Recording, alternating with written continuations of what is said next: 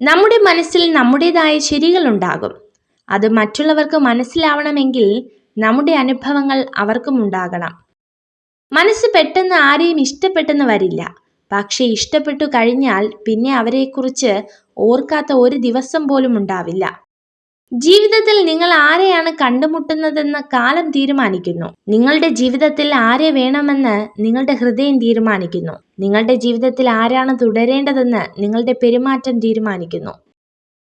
ഒരാൾ ആരുമായി ചങ്ങാത്തം കൂടുന്നുവോ അതനുസരിച്ച് അയാളുടെ നിലനിൽപ്പിലും സ്വഭാവത്തിലും മൂല്യത്തിലും വ്യത്യാസമുണ്ടാകുന്നു. വിധി അകറ്റിയ പ്രണയവും കാലം മായ്ക്കാത്ത ഓർമ്മകളും എന്നും ഒരുപോലെയാണ്. അത് നമ്മെ ഓർമ്മകളാൽ വീണ്ടും വീണ്ടും കുത്തി നോവിച്ചുകൊണ്ടേയിരിക്കും.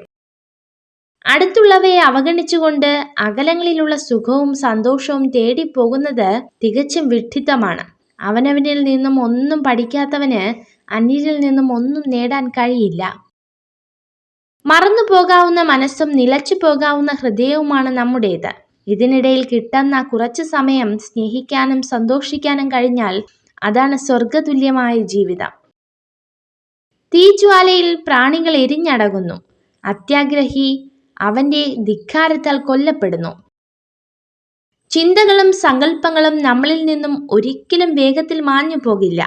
കാരണം ഓരോ ദിവസവും നമ്മുടെ മനസ്സിൽ നമ്മൾ അതിനെ പരിപോഷിപ്പിച്ചു കൊണ്ടിരിക്കുന്നു. നമുക്ക് തെറ്റുകൾ പറ്റുകയും അതിന് ക്ഷമ ചോദിക്കുകയും ചെയ്യാറുണ്ട്. എന്നാൽ അത് തിരുത്താം എന്ന സുപ്രധാന ഘടകം നമ്മളിൽ പലരും ചിന്തിക്കാതെ പോകുന്നു. വെറുക്കുന്ന ചിന്താഗതിയിൽ നിന്നും മുക്തരായവർ ആരൊക്കെയാണോ അവർ തീർച്ചയായും സമാധാനത്തെ കണ്ടെത്തും. നമ്മൾ മറ്റൊരാളുടെ പ്രേരണയാൽ നമുക്ക് യോജിക്കാൻ കഴിയാത്ത ഒരു കാര്യവും ചെയ്യരുത്. ഞാനത് ചെയ്യില്ല എന്ന് പറയാൻ മനസ്സിനെ ബലപ്പെടുത്തണം. ആളുകൾ ചെയ്യുന്ന കാര്യങ്ങളിൽ നിന്ന് പഠിക്കുക.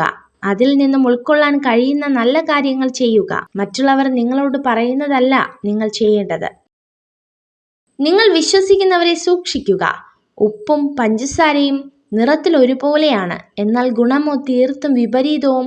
ഇതുപോലെയാണ് മനുഷ്യരും.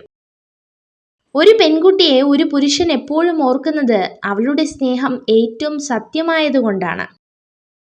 തെറ്റുകൾ വന്നു പോകുന്നതിനാൽ കുറ്റകരമായി ഒന്നുമില്ല.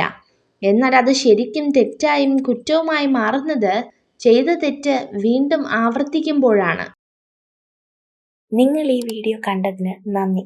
ഇതുപോലുള്ള കൂടുതൽ വീഡിയോകൾക്കായി ചാനൽ സബ്സ്ക്രൈബ് ചെയ്യൂ.